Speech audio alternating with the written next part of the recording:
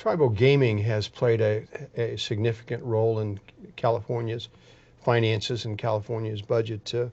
What impact does the new tribal compacts have on the budget if the voters approve them in February? Well, 4 of the 5 recent compacts entered into by the governor and ratified by the legislature will be before the voters on February 4th.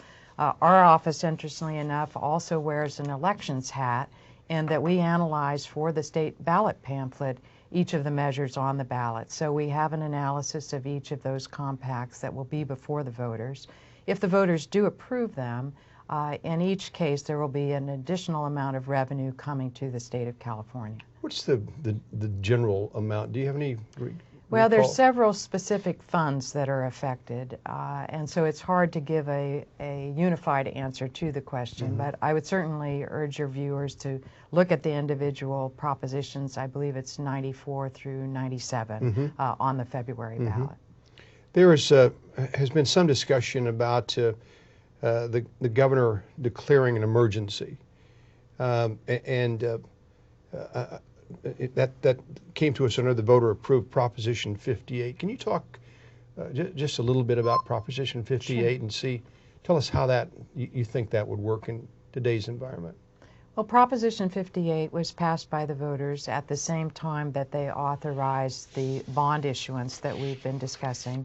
And Proposition 58 provides that the governor may call and declare a fiscal emergency and have the legislature come into special session in order to help address the budget. The governor would have to propose legislation to the legislature to correct the budget problem, and then the legislature would have 45 days to return a bill to the governor addressing that.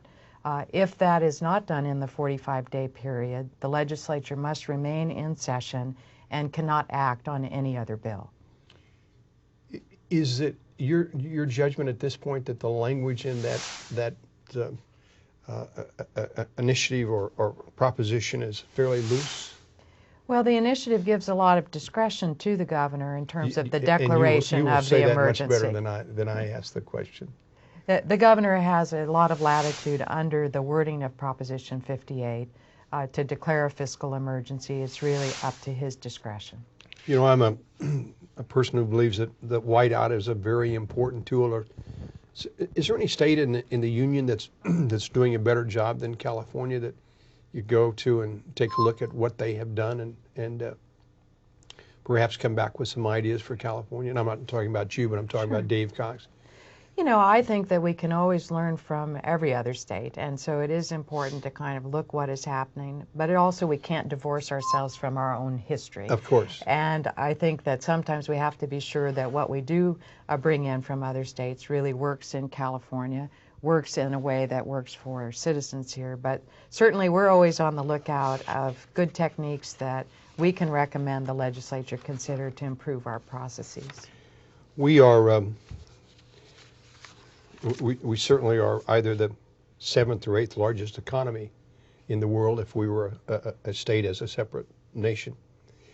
There are essentially 3 or 4 ways to in fact solve our budgetary problems, one of which would be to raise revenue. The other one would be to cut expenses. The third way would be to in fact do a combination thereof.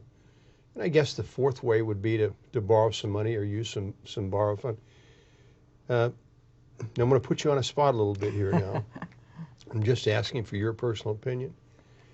Is it possible to solve this budget crisis without raising taxes?